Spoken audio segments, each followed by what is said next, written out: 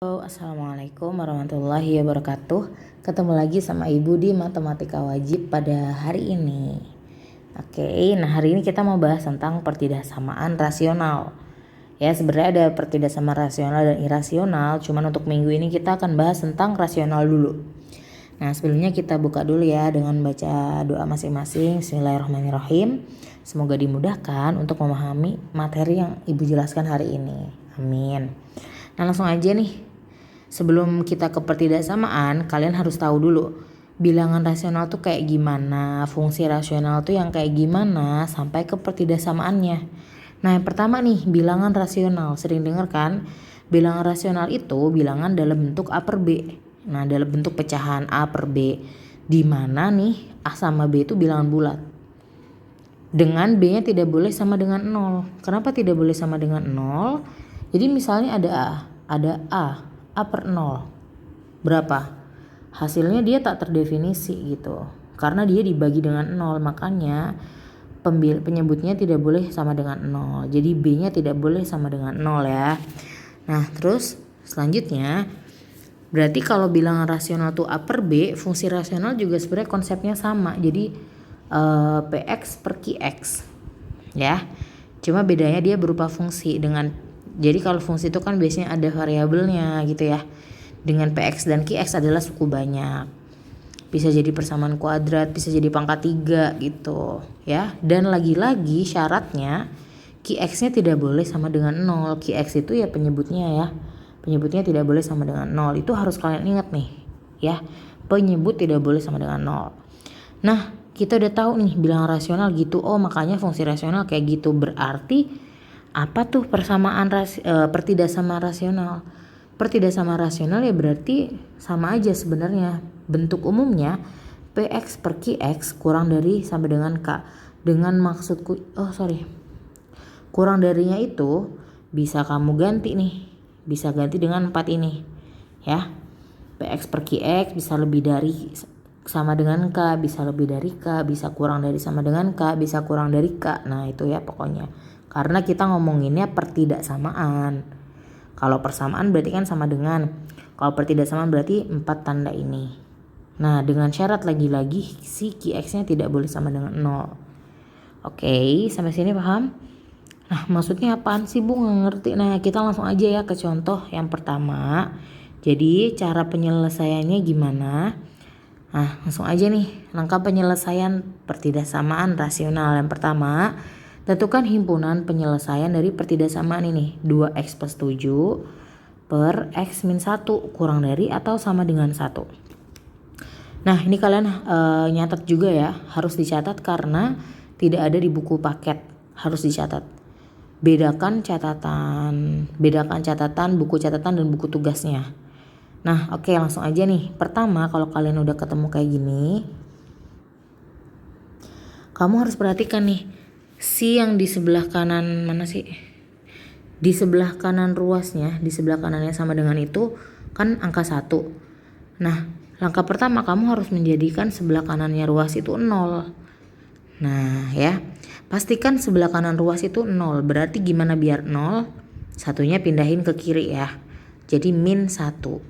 Nah, jadi 2x plus 7 per x min 1 dikurang 1. Kurang dari atau sama dengan 0.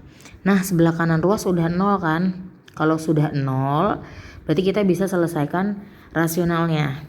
Berarti gimana? Itu kan 2x plus 7 per x min 1. Nah, kita samakan penyebutnya. Nah, sama ini juga kita samakan penyebutnya dengan min 1. Berarti gimana caranya?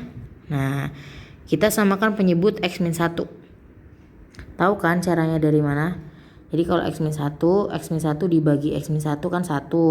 1 dikali 2x plus 7, 2x plus 7 berarti tetap 2x plus 7. Min, ini kan min. Terus kurungin dulu. Min x min 1 dibagi 1. Bagi 1 karena penyebutnya 1 ini ada 1 ya sebenarnya. Terus dikali 1. Nah, berarti min x min 1. Ngerti kan? Nah, terus habis itu selanjutnya biasa nih kita sederhanakan. Jadi kita kalikan negatifnya ke dalam kurung. Ya. Oke. Setelah itu kita sederhanakan ya, kita jumlahkan, kita kurangkan dengan yang sama punya variabel. 2x dikurang x kan sama dengan x ya.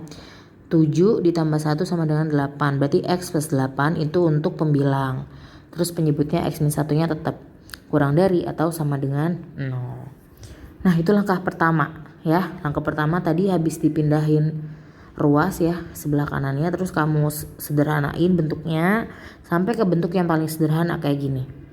Nah, kalau udah, nah kamu kan punya pembilang x plus 8, kamu juga udah punya penyebut x min 1 kurang dari atau sama dengan 0. Langkah selanjutnya kamu cari titik kritis, tentukan titik kritisnya.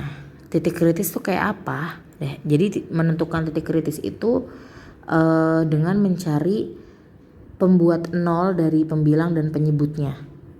Ya, jadi coba kita ke pembilang dulu. Pembilang itu yang atas ya, kalau penyebut yang bawah. Berarti kalau kita ke pembilang dulu kan berarti x plus 8 ya. Pembuat 0 berarti harus kita sama dengankan 0. X plus 8 sama dengan 0. Berarti x-nya sama dengan berapa? Oh, x-nya berarti sama dengan min 8. Pembilangnya udah nih, kita ketemu x sama dengan min 8. Sekarang kita ke penyebutnya. Penyebutnya apa tuh? X min 1 ya. Kita cari pembuat 0-nya berarti sama denganin sama 0. X min 1 sama dengan 0. Berarti x-nya berapa? Ya udah, satunya pindah ke kanan ya. Jadi x sama dengan 1.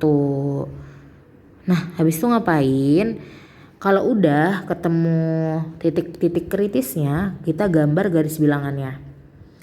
Sambil setelah digambar, terus kamu tentukan intervalnya, terus daerah himpunan penyelesaiannya, kayak gitu ya. Gimana caranya? Nah, ini kayak gini. Kamu kan punya titik kritis min 8. Berarti taruh di sini. Min 8 sama 1. Ya, urutkan dari yang paling kecil di sebelah kiri. Nah, itu buletannya kenapa beda? Karena di soalnya, ini coba kalian perhatikan, di soal itu kan dimintanya ada sama dengannya nih. Berarti diarsir dalamnya, ya. Lah terus kenapa yang satu nggak diarsir, Bu? Yang satu itu kan nggak diarsir, kenapa? Karena dia milik penyebut. Nah, sekarang coba deh kalian substitusiin 1 ke x-nya sini, penyebut. Penyebut kan x min 1 ya. Berarti kalau x-nya itu kita ganti 1, jadi 1 min 1. 1 min 1 berapa? 0. Padahal syarat di awal tadi penyebut nggak boleh sama dengan 0. Jadi dia nggak diarsir karena ketika di 1 ini dilangkahin, nggak boleh dimasukin gitu. Jadi makanya dia terbuka, nggak diisi. Karena nggak boleh sama dengan 1 x-nya. Ya, makanya dia terbuka, nggak usah diarsir. Kalau ini diarsir, kalau ini nggak usah diarsir. Ya, jadi gampangnya kalau udah titik kritis yang penyebut itu nggak usah diarsir. Ya, oke, selanjutnya kalau udah kayak gitu kalian tinggal tentuin aja nih daerah-daerahnya. Oh, yang sebelah kanan apa nih, plus atau minus gitu. Terus yang tengah berapa, plus atau minus, yang kiri plus atau minus. Nah, gimana cara nentuinnya? Apakah ada yang masih bingung? Nah, cara nentuinnya kalian perhatikan, ini kan angka 1 nih. Kalau di sebelah kanannya 1 berarti angka yang lebih gede dari 1. Ambillah misalnya sekalian aja 100 ya. Nah, itu kamu masukin ke sini, ke bentuk yang terakhir. Gitu, bentar. Kayaknya ribet ya tulisannya. Nah, oke, coba ya. Jadi, kamu tentuin ini kan di sebelah kanannya 1 itu bisa jadi 10, 100, 1000, sejuta. Nah, ambil aja misalnya 100 ya. 100 kamu masukin ke sini X-nya. Oh, 100 ditambah 8 itu apa? Positif pasti ya. Per 100 dikurang 1. Oh, jelas positif. Makanya dia positif nih di sini, positif ya. Terus kita nentuin yang sini. Antara min 8 sampai 1 itu ambil aja angka yang gampang, misalnya 0. 0 kita masukin lagi ke sini. 0 ditambah 8 positif ya. Positif. Tapi kalau 0 dikurang 1 min 1 ya, berarti negatif. Positif dibagi negatif apa? Jelas negatif ya. Nah, terus yang terakhir di sebelah kirinya min 8 berarti lebih kecil dari min 8 ada angka berapa ya? Banyak banget ya. Bisa min 10, bisa min 100, min sejuta. Nah, itu. Cari aja langsung sekalian yang gede, nggak ngaruh gitu ya. Langsung aja min 100. Misalnya kamu masukin ke sini min 100.